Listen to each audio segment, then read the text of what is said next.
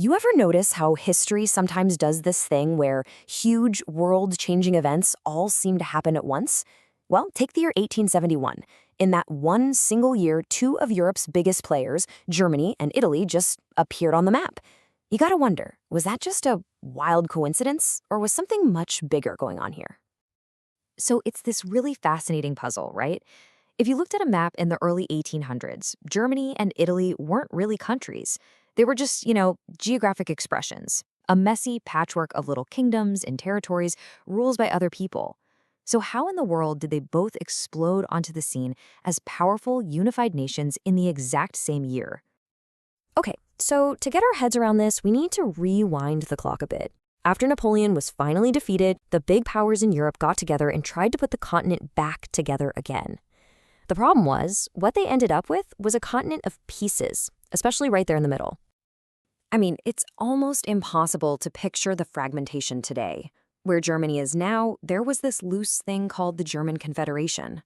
We're talking 39 separate, independent German-speaking states, all kind of doing their own thing. And looming over all of them was the Austrian Empire, whose main job, it seemed, was to make sure nobody got any bright ideas about actually uniting. And Italy? Well, it was in a similar boat, maybe even worse. It was a total mosaic. Austria controlled the rich north, a family tied to France ran the south, and the Pope himself was the ruler of the middle. All this foreign control lit a fire under a lot of people, sparking this huge nationalist movement called Il Risorgimento, which means the resurgence. And with it, the dream of a single, united Italy was born. So you've got these two regions just simmering with this nationalist energy. But, ideas and dreams don't build nations on their own.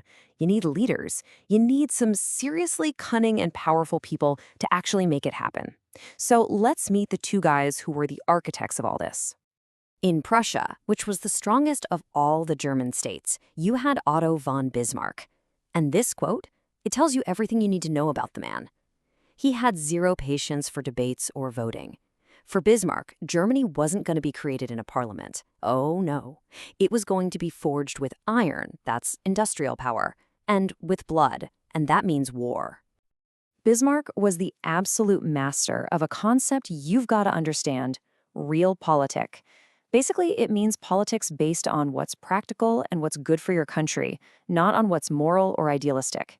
If a war would help Prussia, then war it was. It was cold, it was ruthless, and boy, was it effective.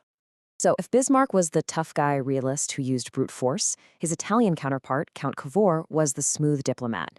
Bismarck's strategy was war. Cavour's was all about making clever alliances, modernizing the economy, and outsmarting his opponents at the negotiating table. Two very different guys with two very different playbooks, gunning for the exact same goal. All right, so the stage is set. We've got the divided lands, we've got the ambitious leaders. So now let's get into the action. How did they actually take these big ideas and hammer them into reality? For Bismarck, it was like a three-move chess game, and it was absolutely brutal. First, in 1864, he tricked Austria into being his ally to beat up on Denmark. Then, just 2 years later, he turns around and crushes Austria, kicking them out of German business for good. And the final move, he provoked a war with France, which scared the last few southern German states right into his arms. Checkmate. But Italy? Oh man, their story was way messier. It wasn't some clean, calculated plan from the top. It was this wild mix of Cavour's clever political games and this passionate revolutionary fire from the streets that even he couldn't totally control. You had two things happening at once. Cavour cut a deal with France to kick Austria out of the north. That got everyone excited, and the central states all revolted and voted to join up. But then, this absolute wild card shows up. Giuseppe Garibaldi. This guy and his 1,000 volunteers, the Redshirts, basically invade and conquer the whole southern half of Italy by themselves. And then, and this is incredible, he just gives it all away to the king, uniting the country in a single stroke. And bam! All of this chaos, all these wars and revolutions, they all converge on one single incredible year. The last pieces of both puzzles fall into place, and it's no coincidence. The fates of these two new nations were now completely tangled together. I mean, seriously, think about the sheer nerve of this. After beating France, Bismarck doesn't announce the new German Empire in Berlin. He does it in the Hall of Mirrors at Versailles, the absolute heart of the old French monarchy. It was the ultimate power move, a massive symbol that a new German power had arrived, with the Prussian king now emperor of all of it. And here's the kicker. This is where the two stories literally crash into each other. See, for years, French soldiers had been protecting the Pope in Rome. But because they were getting hammered by Bismarck, France had to call every soldier home to defend Paris. The second they left, Italian troops marched into Rome and unification was finally complete. The very same war that created Germany gave Italy the opening it needed to finally take Rome as its capital. So, there you have it. By the time the dust settles on 1871, the map of Europe looks completely different. Two new heavyweight nations are standing where there used to be just a bunch of little states. Let's do a quick final tally and look at what this all meant. And when you put them side by side like this, the parallels and the differences are crystal clear. Both were driven by one strong state, Prussia and Piedmont Sardinia. Both had a master architect, Bismarck and Cavour, but their methods couldn't be more different. Germany was forged by blood and iron, while Italy was this unique mix of high-level diplomacy and a people's revolution.